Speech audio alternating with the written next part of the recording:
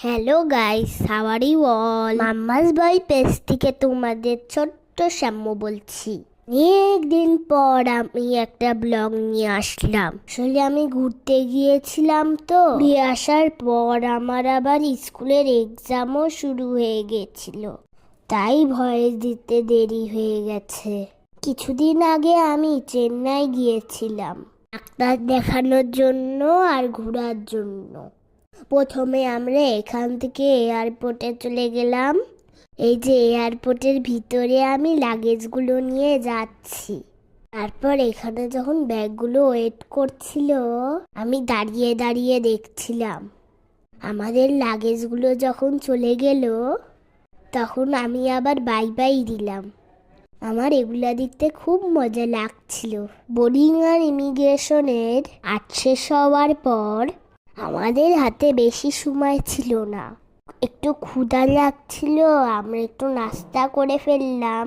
নাস্তা করতে করতে আমাদের এয়ারের টাইম হয়ে গেল। এয়ারে ঢুকার আগে প্যাকেট, জুতা, বেল্ট, মোবাইল, ঘড়ি এগুলা ওয়েট করতে হয়।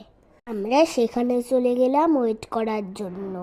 সেখানে ওয়েট করার শেষে কিছুক্ষণ বসতে না বসতে আমাদের এয়ারের অ্যানাউন্সমেন্ট করলো। আমি ভিতরে গিয়ে বসে সিট বেল্টটা বেঁধে ফেললাম। কিছুক্ষণ পর আমরা চেন্নাই এয়ারপোর্টে পৌঁছে গেলাম।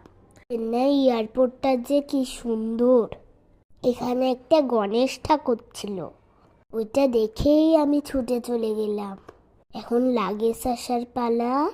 আমি দাঁড়িয়ে দাঁড়িয়ে দেখছিলাম আমাদের লাগেজটা কোথায়।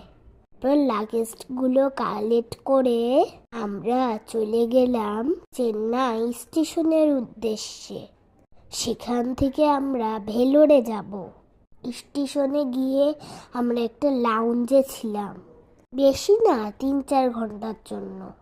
আমাদের ভেলোরের ট্রেনটা ভোরই ছিল। 1 ঘন্টা পর আমরা ভেলোর স্টেশনে চলে আসলাম। তারপর সেখান থেকে আমরা চলে গেলাম হোটেলে। চেন্নাইয়ের আরও ব্লগ আসবে সামনে। এর মতো এই পর্যন্তই। টাটা, বাই বাই, ভালো থেকো সবাই।